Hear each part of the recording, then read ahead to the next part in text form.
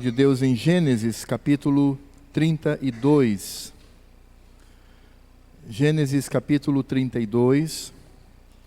E nós faremos a leitura do verso 22 até o verso 32. Gênesis capítulo 32. E nós faremos a leitura do verso 22 até o verso 32. E diz assim a palavra do Senhor, Gênesis 32, de 22 a 32. Levantou-se naquela mesma noite, tomou suas 2 mulheres, suas 2 servas e seus 11 filhos, e transpôs o val de Jaboque. Tomou-os e fê-los passar o ribeiro. Fez passar tudo o que lhes pertencia, ficando ele só, e lutava com ele um homem, até ao romper do dia. Vendo este que não podia com ele, tocou-lhe na articulação da coxa. Deslocou-se a junta da coxa de Jacó na luta com o homem. Disse este: deixa-me ir, pois já rompeu o dia. Respondeu Jacó: não te deixarei ir, se me não abençoares. Perguntou-lhe, pois, como te chamas? Ele respondeu: Jacó. Então disse: já não te chamarás Jacó, e sim Israel, pois como príncipe lutaste com Deus e com os homens e prevaleceste. Tornou Jacó: dize, rogo-te, como te chamas? Respondeu ele: por que perguntas pelo meu nome? E o abençoou ali. Aquele lugar chamou Jacó Peniel, ou Peniel, pois disse: vi a Deus face a face, e a minha vida foi salva. Nasceu-lhe o sol quando ele atravessava Peniel e manquejava de uma coxa. Por isso os filhos de Israel não comem até hoje o nervo do quadril, na articulação da coxa, porque o homem tocou a articulação da coxa de Jacó no nervo do quadril. Irmãos, nós estamos aqui numa narrativa que por vezes passa despercebida ao longo de toda a história da vida de Jacó, desse patriarca. E estamos também, e precisamos reconhecer, que estamos diante de uma narrativa que não é muito fácil, ela não é uma narrativa tão direta, ela não comunica diretamente aquilo que o Senhor pretende aqui nos mostrar. E o contexto aqui, ele precisa ser visto, ou seja, nós vamos compreender essa leitura das Escrituras quando nós compreendemos o contexto maior em que ela está inserida. E o contexto maior, irmãos, que precisamos entender aqui, o contexto que antecede é o fato de que Esaú era uma ameaça a Jacó. Nós encontramos lá no verso 27, no capítulo 27, verso 41, quando ele descobre que o seu irmão havia enganado a ele e a seu pai, e ele diz: olha, eu vou esperar o meu pai morrer, nós teremos o luto, após o luto, eu vou matar o meu irmão, eu vou matar a Jacó. Portanto, o que nós temos aqui é uma ameaça muito clara, e nesse sentido, Jacó agora está prestes a reencontrar o seu irmão.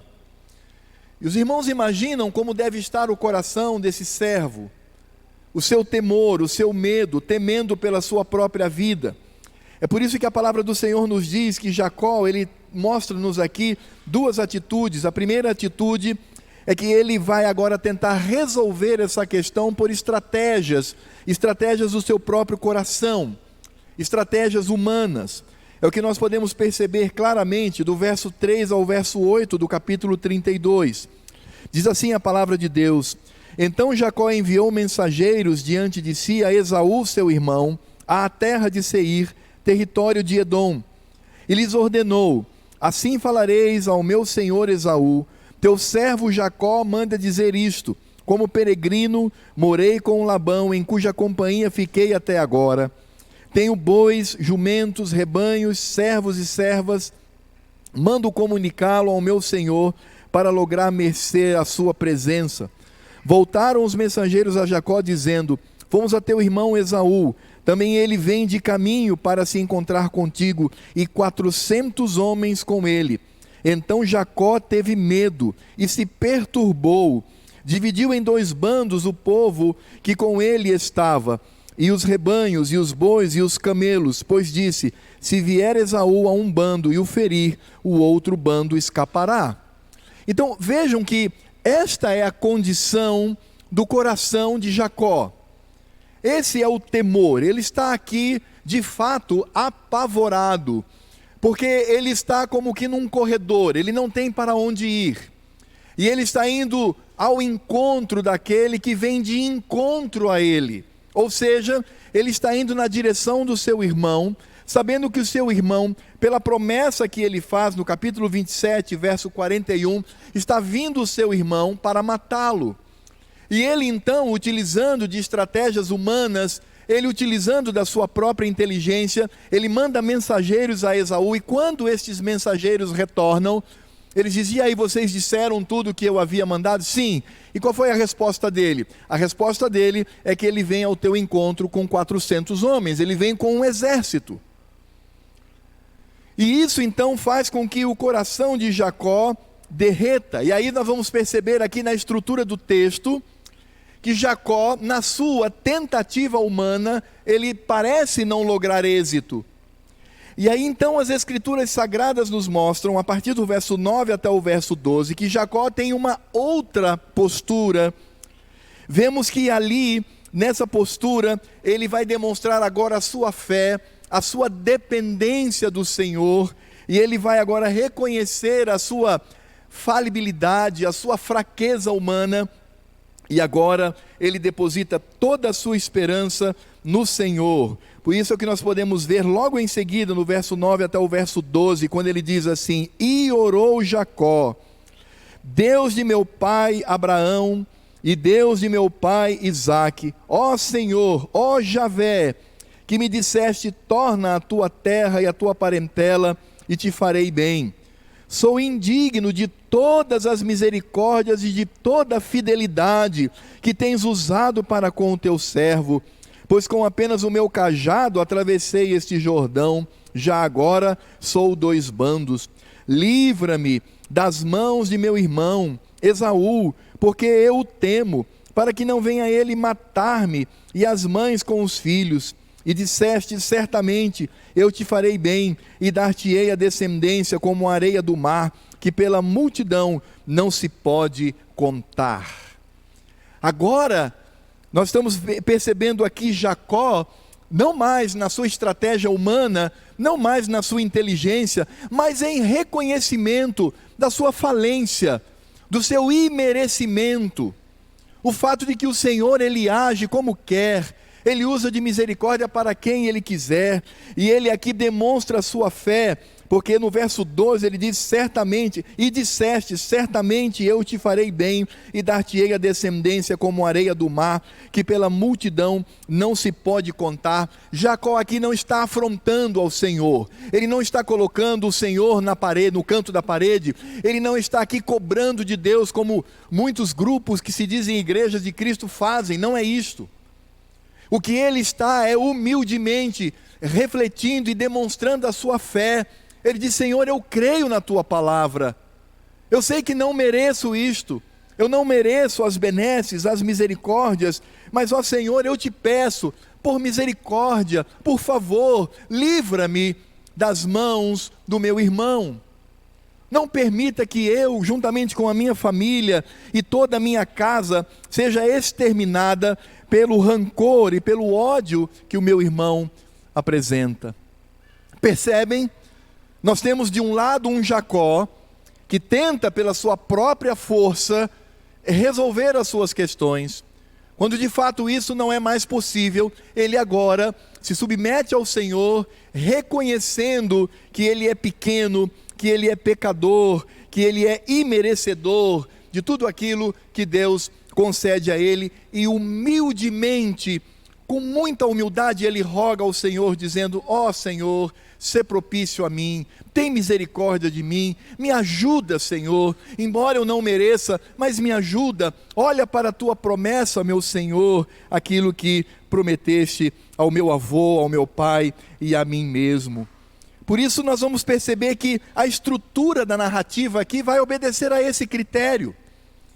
Vai mostrar, por um lado, Jacó que tenta agir pela sua própria força, mas de outro lado, vai mostrar que essa força é inútil e que na verdade ele, no fim das contas, depende do Senhor. Ele depende da graça e da misericórdia do Senhor Deus. É interessante porque aqui as Escrituras falam que ele, estando prestes a encontrar-se com Esaú em suas terras, as Escrituras nos dizem que nesse momento ele se separa do bando, ele manda as pessoas irem à frente, e como nós podemos perceber no verso 22, ele fica sozinho. No verso 22 diz: levantou-se naquela mesma noite, tomou suas 2 mulheres, suas 2 servas e seus 11 filhos, e transpôs o val de Jaboque, ou seja, uma passagem que poderia acontecer no rio. Tomou-os e fê-los passar o ribeiro, fez passar tudo o que lhe pertencia. E o verso 24 diz: ficando ele só. Agora Jacó está sozinho. Ele não está mais envolvido com seus afazeres, mas ele agora está diante do Senhor em oração, como nós vimos. E é interessante perceber que esse momento é o momento do entardecer, é o momento melancólico, é o momento em que vem a noite. E é claro que se para nós a noite ela pode nos parecer tranquila, mas nessa época isso também não era assim. Aliás, nós mesmos temos muito cuidado com relação à noite. Nós sabemos que não podemos andar a pé em determinados lugares que durante o dia não traz praticamente nenhum problema. Durante o dia podemos transitar ali, mas à noite isso é perigoso. A noite se torna perigosa. Por isso aqui, esse contexto mostra que Jacó, ele está sozinho, e ele está envolvido pela noite, que é sinônimo da angústia, das armadilhas traiçoeiras. Ele está, na verdade, vivendo a solidão, a desolação, com o seu coração afligido. É nisto que devemos focar, e é desta forma que precisamos entender o contexto da luta que ele tem com aquele homem, a princípio misterioso. Jacó, um homem que agora se submete ao Senhor, um homem que reconhece que somente Deus pode salvá-lo, e é exatamente nesse contexto da solidão, do desespero, da desolação, da noite ameaçadora, de ter enviado seus familiares e o seu grupo. Agora ele está ali e está prestes a se encontrar com seu algoz, com o seu carrasco, com aquele que prometeu assassiná-lo. Ele tem então um encontro espantoso com o Senhor. E já podemos adiantar aqui, dizendo que Jacó, ele tem um encontro espantoso com Cristo. Quem está ali naquele lugar com ele é Cristo o Senhor. É impressionante porque aqui a narrativa, ela vai nos dizer que se tratava de um homem, ou alguém que é reconhecido como um homem. Em outros momentos, as Escrituras vão falar sobre anjo do Senhor, ou seja, aquele que é portador da mensagem, aquele que é a mensagem do que representa. E aqui nós precisamos entender nessa relação entre Pai e Filho na Santíssima Trindade. Portanto, as Escrituras nos mostram claramente que ali, quem está naquele lugar é Cristo. E aqui nós temos o mistério daquilo que reconhecemos como teofania. Teofanias são aparecimentos de Cristo no Velho Testamento. Sim, porque Cristo está lá. Nós não podemos ter aquela visão um tanto equivocada pelas Escrituras de que o Velho Testamento está separado por um grande abismo do Novo Testamento. O Novo Testamento agora é uma outra realidade que não tem nada a ver com o Velho Testamento. Isso não procede, isso é estranho às Escrituras. Porque nós vamos perceber o próprio Cristo aparecendo no Velho Testamento. ele aparece a Abraão, ele aparece a Moisés, ele aparece a Josué, ele está acompanhando ali o povo no deserto. Paulo diz claramente que Cristo, ele seguia o povo. Nós vamos perceber Cristo aparecendo a Gideão, a Manoá, a Davi, aos profetas. Portanto, Cristo está lá, porque quem está lá é a igreja dele. O povo ali é o povo que foi salvo pela morte de Cristo na cruz, porque Cristo é o único caminho, a única verdade, a única vida. Não há outra maneira de ir ao Pai. Não se pode. Se se tenta, por exemplo, ir ao Pai mediante a lei, isso é impossível. E a lei sempre vai apontar o nosso pecado, mas se vai em Cristo Jesus. Por isso nós também precisamos entender que esse encontro de Jacó é o encontro com Cristo, o Senhor. E veja que pela estrutura do texto, pela linguagem do texto, era Cristo quem lutava com ele. O que nós podemos também entender aqui, que a iniciativa fora do Senhor, ele lutava com Jacó, toda a iniciativa fora de Cristo. E aí temos então esta cena. Como eu disse, essa cena espantosa, essa cena a princípio estranha, de Jacó lutando com Cristo. E a pergunta que devemos fazer nessa noite é: qual é o significado disto? Qual é a intenção do Senhor? Quais são as lições que podemos aprender com esta experiência tão estranha, mas tão profunda e tão abençoadora que Jacó tem com o Senhor? Então, o primeiro ponto que nós podemos ver aqui, irmãos, na narrativa, é que esse encontro, esta presença de Cristo ali com ele, o transformou. Ele foi transformado pela presença do Senhor. E vejam que aqui, mais uma vez, nós vamos encontrar nesta luta de Jacó com Cristo, vamos encontrar a mesma estrutura que nós encontramos mais atrás no texto. Primeiro, Jacó está lutando, ele está resistindo ao Senhor. É uma luta. E nesse sentido, nós podemos perceber que, nesse ponto, Cristo, ele também manifesta a sua pessoa, ele vai manifestar aquilo que seria na sua encarnação, porque Cristo aqui, ele é reconhecido como um homem, e o texto nos mostra que Jacó, como homem, estava prevalecendo contra o Senhor. Por isso, não temos nenhuma dúvida da presença de Cristo na vida deste homem, e ali se descortina o Evangelho, se descortina a pessoa e a obra de Cristo, se descortina aquilo que viria no futuro como redenção do povo do Senhor. E embora Jacó estivesse prevalecendo, mas ali também se manifesta em Cristo a sua divindade, o seu poder divino, o seu poder de Deus. E vejam que Jacó pergunta: como é o seu nome? E Cristo não responde.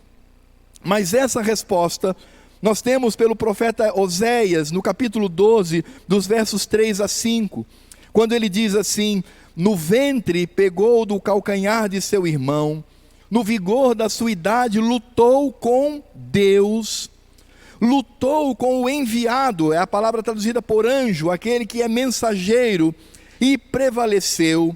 Chorou e lhe pediu mercê em Betel, achou a Deus e ali falou Deus conosco. Verso 5 diz: Javé, o Deus dos exércitos, Javé é o seu nome. Porque esse é o nome de Cristo. Porque Cristo é Deus.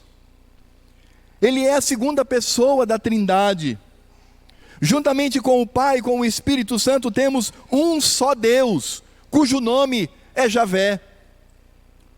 Por isso, Cristo não apresenta apenas a sua humanidade no momento em que Jacó prevalece sobre ele, mas Cristo também demonstra a sua divindade quando ele, com um simples toque, ele vai aleijar aquele homem.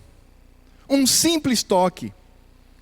E veja que, nesse sentido, Cristo começa agora a realizar esse processo de transformação na vida de Jacó, porque aquele guerreiro, aquele homem forte, aquele homem de guerra, certamente sabia, porque todos os grandes líderes eram preparados para a guerra. Aquele homem agora, ele se torna manco. Aquele homem que lutava e que prevalecia, ele agora se torna manco, e as Escrituras nos dizem que ele se agarra ao Senhor. Veja o que diz as Escrituras Sagradas. Diz assim a palavra do Senhor, a partir do verso 24: ficando ele só, e lutava com ele um homem, era um homem que lutava, era Cristo que lutava com ele, até o romper do dia. Vendo este que não podia com ele, tocou-lhe na articulação da coxa, deslocou-se a junta da coxa de Jacó na luta com o homem. Disse este: deixa-me ir, pois já rompeu o dia. Respondeu Jacó: não te deixarei ir, se não me abençoares. A cena aqui é Jacó agora debilitado pela ação divina do Senhor, trazendo mais um problema para ele, como se não bastasse os problemas que ele já tinha. E a estrutura do texto aqui nos dá a ideia de que ele se agarra a Cristo. E Cristo então diz assim: larga, eu preciso ir embora, o dia já amanheceu. Diz: eu não sairei daqui, meu Senhor, enquanto não me abençoares. E aí é interessante, porque nós vamos perceber claramente essa posição de Jacó, esse homem que é guerreiro e prevalecia, mas diante do Senhor ele é humilhado. Diante do Senhor é exposto o que de fato ele é, um homem, um pecador, e ele está diante de Cristo.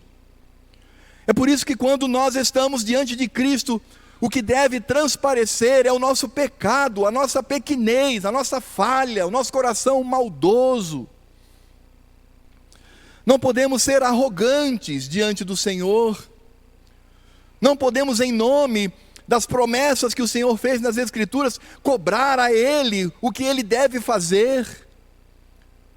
É por isso que nós percebemos, irmãos, que há tantos cultos onde o homem é privilegiado. O culto é feito para o homem. Ah, pastor, nós precisamos ter talvez umas atividades no culto atrativas para que as pessoas se sintam bem. Ah, sabe, pastor, eu trouxe um visitante, ele não gostou muito não do culto. Quem sabe a gente poderia fazer umas coisas diferentes aqui para alegrar essa pessoa. Ou mesmo nós, muitas vezes, agimos com temor de homens. Mas não é assim, amados, e não pode ser assim. Sempre que estivermos diante do Senhor, como estamos aqui nessa noite, na presença de Cristo, no momento da liturgia, nós travamos um diálogo com o Senhor. Ele falava por meio da sua palavra e nós respondíamos por meio dos cânticos e da oração. Agora, estamos todos silentes, ouvindo a sua voz, e sempre que somos expostos à palavra de Cristo, sempre que somos expostos a Cristo, não há como não reconhecer a nossa fraqueza, a nossa dependência, nos agarrar a Ele e dizer: Senhor, por favor, me abençoa, me ajuda, Senhor, porque sou miserável. E Jacó, ele demonstra isto, não apenas na sua alma e no seu coração, mas ele demonstra isso também no seu físico, porque agora manqueja por conta da sua coxa. E é exatamente aí, é nesse momento que há uma mudança significativa. Porque Cristo pergunta para ele: como é o seu nome? É Jacó. Você não vai mais se chamar Jacó. De agora em diante serás Israel, porque lutaste e prevaleceste. E veja que, se nós olharmos para a narrativa, nós vamos perceber que aqui nós temos uma loucura. Porque como é que um homem que prevalece, um homem que é reconhecido como príncipe, que luta como príncipe, é um camarada que manca? Como é que nós podemos colocar esse homem num campo de batalha? Corre lá, Jacó, pegar os inimigos, e ele vai lá, manquejando. não tem mais disposição. Mas naquele homem o Senhor faz dele um príncipe, faz dele um guerreiro, porque este título, esta bênção, vem do Senhor, porque o Senhor escolhera ele para isto.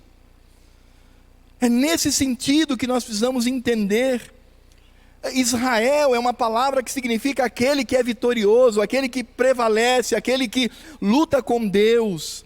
E aí nós estamos vendo o grande paradoxo, porque se trata de um homem manco, um homem aleijado, mas ele é tido pelo Senhor, não por mérito, mas por graça, um príncipe guerreiro. Por isso nós entendemos aqui a grande transformação, e Cristo então coloca sobre ele o nome, que seria o nome da sua noiva, Israel. Porque nós somos Israel, nós somos a noiva de Cristo, nós somos o povo do Senhor, assim como no passado também Deus tinha o seu povo naquela nação. E Deus então naquele homem, naquele pecador cujo nome anterior já demonstrava o seu caráter enganador, aquele que pega no calcanhar, aquele que é malandro, ele se torna agora, tem sobre si o nome do povo de Deus. Jacó é o homem que confia nas suas forças, é o homem que confia na sua inteligência, é o homem matreiro, mas Israel é o servo, manco, aleijado, mas que é tido como um príncipe, um guerreiro do Senhor.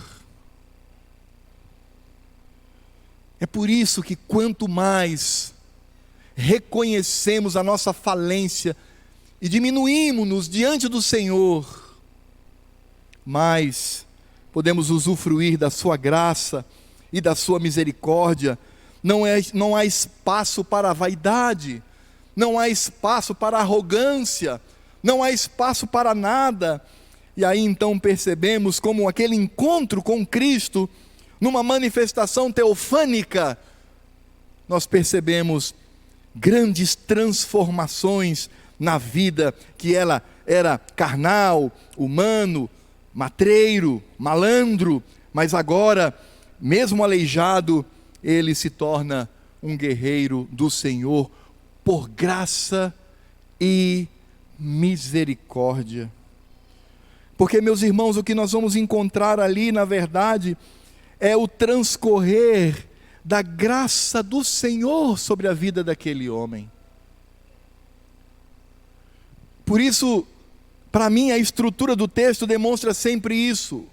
O homem, o servo, Jacó, Israel, aquele que é saudável, aleijado, mas aquele que usufrui da graça do Senhor, trazendo o brilho de Cristo na sua vida. Por isso, irmãos, nós precisamos entender uma expressão que desvenda algo maravilhoso no texto, e é o que está no verso 30. E mesmo que Jacó não tenha, na altura Jacó, agora Israel, não tenha recebido a resposta quanto ao nome daquele que lutava com ele, mas no verso 30, inspirado pelo mesmo Espírito de Cristo, ele diz: aquele lugar chamou Jacó Peniel. Panim é face, significa as duas faces que temos. Panim, El é Deus, face de Deus.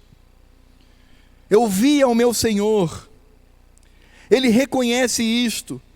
Ele reconhece que esta experiência que passa diante do Senhor foi algo maravilhoso, porque ele, assim como seu avô Abraão, reconheceu o Senhor quando veio com 2 anjos para a destruição de Sodoma e Gomorra.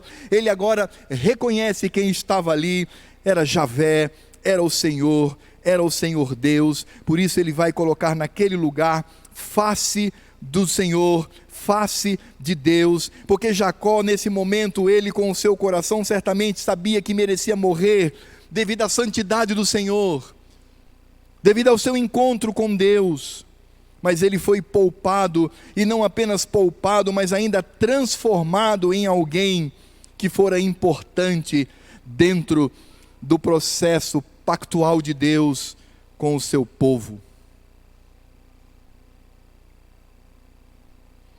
Jacó era pecador, vivia enganando os outros, mas Deus o escolhera para ser patriarca.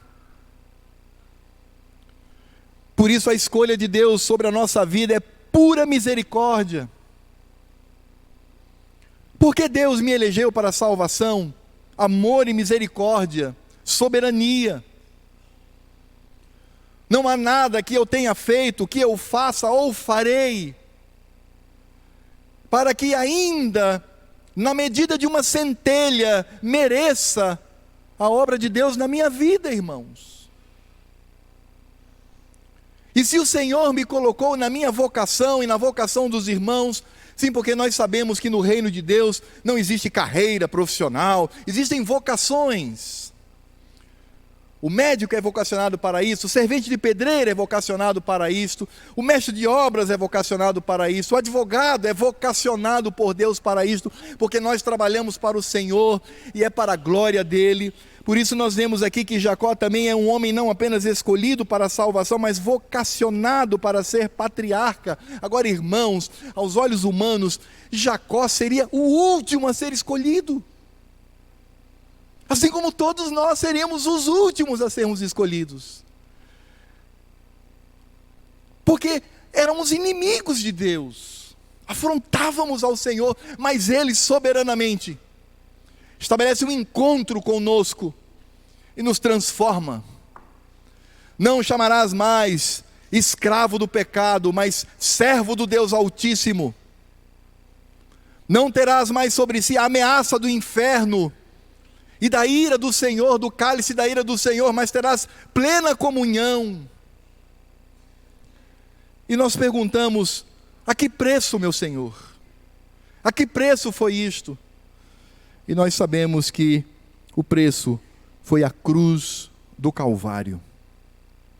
Cristo presente na vida de Jacó, e Jacó já estava sendo atingido, beneficiado por esta graça que reflete a cruz de Cristo no Calvário, a morte do Filho de Deus, porque Cristo também morreu por causa de Jacó, Cristo morreu em lugar de Jacó. Aquele homem que temia morrer nas mãos de seu irmão, ele tinha uma morte muito pior, mas o Senhor concedeu vida por pura misericórdia. Por isso ele reconhece: eu vi a face do Senhor. E nós sabemos que aqui o Senhor, Ele esteve presente em Cristo Jesus. Por isso Jacó, embora falho, arteiro e malandro, Deus iria amadurecê-lo por meio de sua mão paternal. Porque quando o Senhor vocacionou a Jacó, certamente o preparava, e aquele encontro era, com toda certeza, parte do processo do Senhor, de agir na vida daquele homem tão falho, para que ele pudesse glorificar o seu santo nome. E não é assim, irmãos. Não foi assim com Paulo. Paulo era um homem orgulhoso, me refiro ao apóstolo, um homem orgulhoso, um homem que achava que por si só podia fazer todas as coisas, matava o povo de Deus. E então Cristo tem um encontro com ele, ele cai, fica cego, e a partir de então ele se torna Paulo, o pregador do Evangelho. E Paulo mesmo diz: irmãos, sabe, eu tinha como que uma estaca, um grande espinho na minha carne, Satanás esbofeteando-me, e eu orei reiteradas vezes ao Senhor, mas o Senhor disse: a minha graça te basta. E ele diz: agora eu aprendi. E esse é o processo. Por isso lá em Filipenses ele diz: irmãos, eu aprendi o segredo, sei estar contente em toda e qualquer situação. Quem é esse? É Paulo, um homem que tinha prestígio, um cidadão romano, um homem de grande envergadura, e que agora foge como um rato daqueles que querem matá-lo. Mas esse é o processo, e é nesse processo que Paulo diz: eu aprendi, irmãos, aprendi, porque é manifestação da graça do Senhor. O fato de Jacó agora manquejar para o resto da sua vida, aquilo é bênção para ele.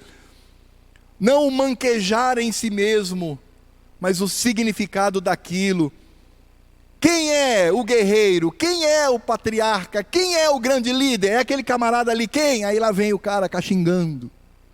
Esse é esse. Porque o poder é de Cristo. O poder é do Senhor. Não há nada em nós, mas tudo é manifestação da graça de Deus, que cuida de nós, nos vocaciona e, quando necessário, também toca na articulação da coxa, para que venhamos a manquejar e a cair, e ali o Senhor manifestar toda a sua graça e toda a sua misericórdia transformadora. E nós sabemos, irmãos, que Jacó, ao se encontrar com Esaú, Deus já havia amolecido o coração daquele ímpio. Porque Deus é Senhor sobre todas as coisas. Esaú era um ímpio, mas Deus tinha controle sobre o coração dele, e o encontro é um encontro onde temos uma das cenas mais lindas do Velho Testamento. O encontro daqueles irmãos. As Escrituras dizem que Jacó então vai enviando sua família. Isso era uma prática de humildade. Ele já está agindo como servo, e ele se coloca como servo, e ele vai se ajoelhando, ele já manquejando e se ajoelhando, e Esaú então o toma e o abraça, porque Deus soberanamente já havia determinado como seria aquele encontro. E aí você vê Esaú, alto, forte, peludo, um homem admirado por todos os guerreiros, mas ímpio. Não alcançou a misericórdia do Senhor. Do outro lado, um homem frágil, aleijado, que se coloca na condição de escravo, mas ali estava o príncipe, o patriarca, aquele que Deus escolhera para esta vocação. Irmãos, como nós poderíamos aplicar isso à nossa vida? Como podemos aplicar essa experiência que Jacó passa naquele vale diante do Senhor? Primeiro, irmãos, eu gostaria de dizer que a experiência de Jacó, com base nessa experiência, Cristo está conosco e Ele sabe o que é padecer. Irmãos, como isso tem tranquilizado o meu coração, e eu acredito que deve tranquilizar também o coração dos irmãos.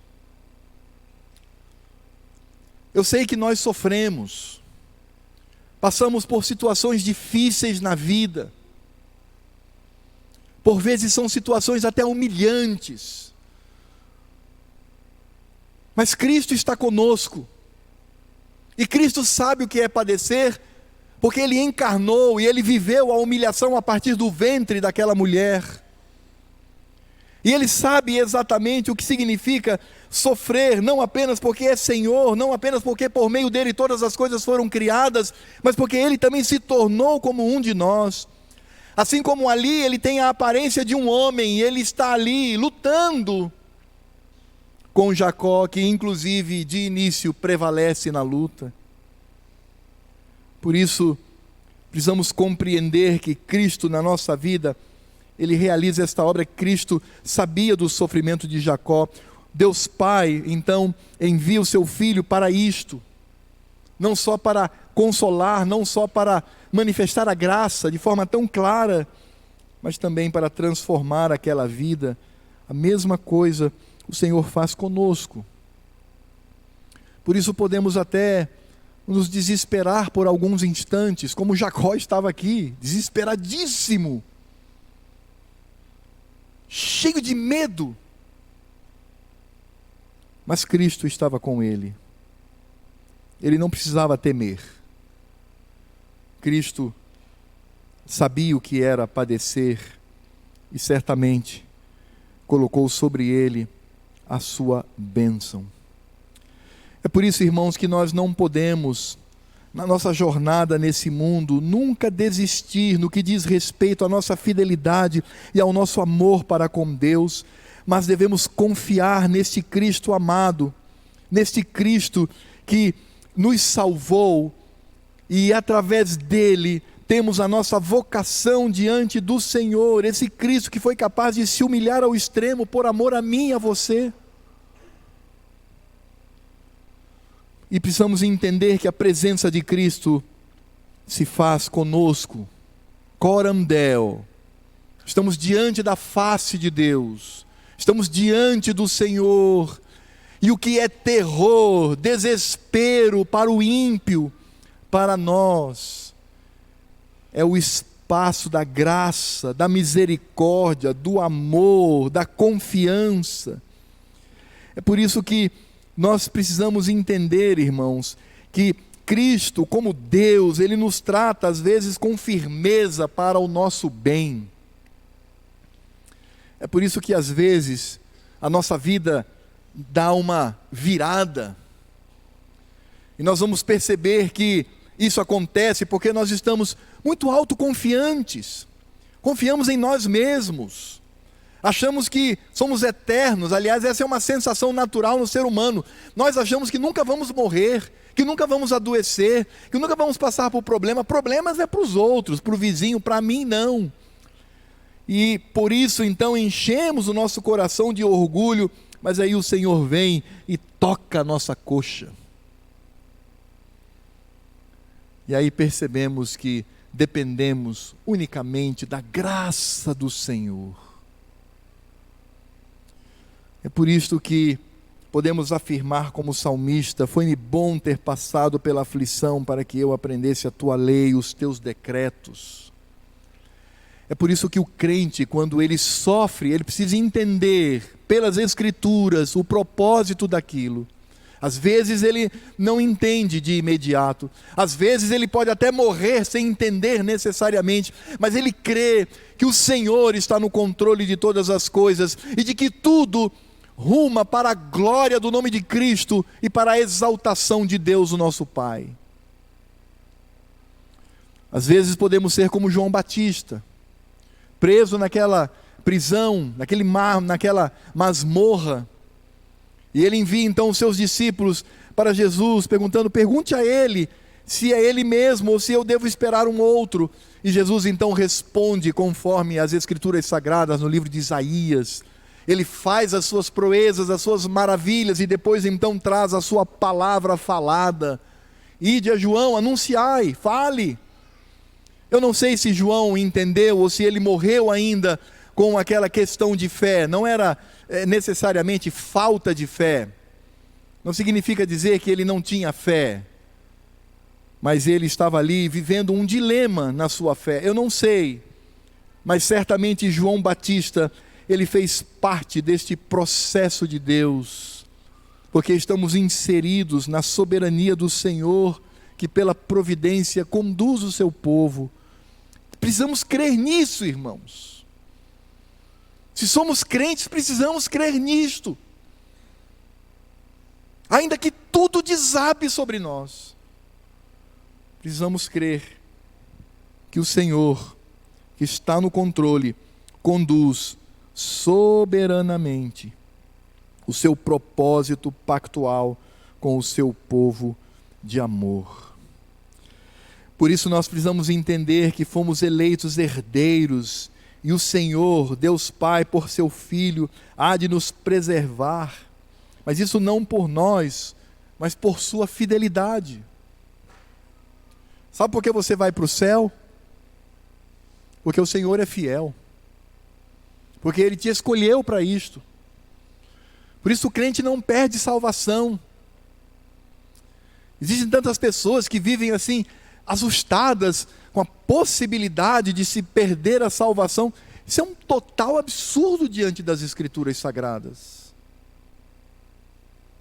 É claro que temos a nossa responsabilidade, sim, e a nossa responsabilidade ela é importante, mas nós somos sustentados pela soberania do Senhor, Jacó estava com medo de morrer. Deus iria conduzi-lo até a velhice, para que ele pudesse exercer a sua vocação diante do Senhor. Deus é aquele que nos preserva. Deus é aquele que, nos momentos necessários, traz as transformações necessárias para a minha vida. Porque por vezes somos como Jacó e nos esquecemos de que somos Israel. Às vezes queremos agir pela nossa própria inteligência e nos esquecemos de que somos imerecedores e de que Deus age em nós e por nós, por sua misericórdia. Por vezes, parece-nos até que a destruição cai sobre nós, mas a mão de Deus sobre nós é amorosa, paternal e graciosa, ainda que isso traga dor. E sabe, irmãos, isto é um grande desafio que nós temos diante de um mundo hoje, de uma sociedade hoje, que, como diz uma intelectual chamada Eva Illouz, ela diz o seguinte: nós vivemos hoje a sociedade do altar da vitimização.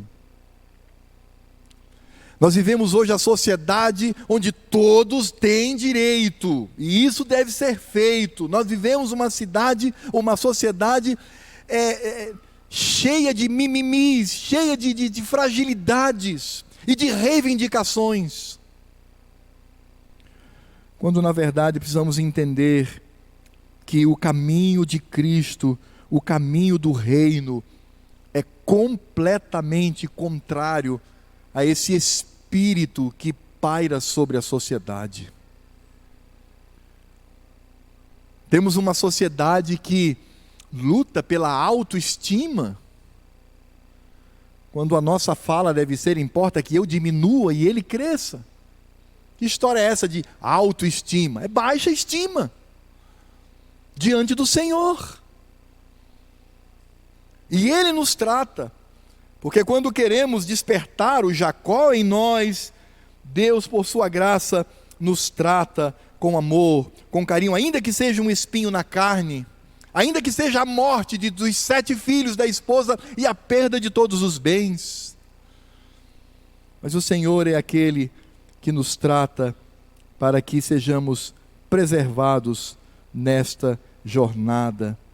E quando se trata de um eleito do Senhor, ainda que nós não tenhamos a iniciativa de ir a Ele, Ele vem a nós. Ele vem e Ele cuida, ainda que seja num espírito de luta, ainda que seja num espírito de fragilizar uma parte do meu corpo, mas Ele vem, e Ele nos trata, e Ele nos transforma. Irmãos, Cristo está presente, e essa presença é transformadora, e essa transformação manifesta a sua graça. Saia daqui aleijado, saia daqui mancando, saia daqui reconhecendo quem você é e o que significa a nossa humanidade. Mas ao mesmo tempo, saia daqui cheio da graça de Deus, cheio do amor de Cristo. Saia daqui confiante de que, ainda que sejamos aleijados, somos colocados pelo Senhor no patamar de príncipes, de guerreiros, de servos que são ministros de Deus nessa terra, sacerdotes, homens e mulheres que representam ao Senhor com legitimidade, e isso ocorre por causa de Cristo Jesus. Que você saia daqui quebrantado, mas que ao mesmo tempo você saia daqui edificado e possa dizer, como disse aqui o patriarca: àquele lugar. Chamou Jacó Peniel, pois disse: vi a Deus face a face, e a minha vida foi salva.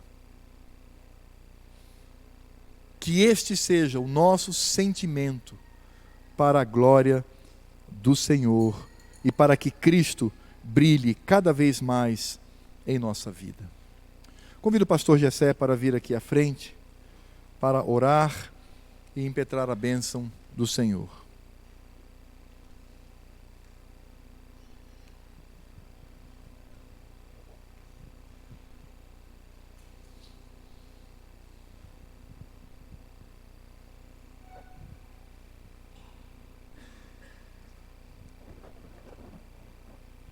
Oremos, meus queridos.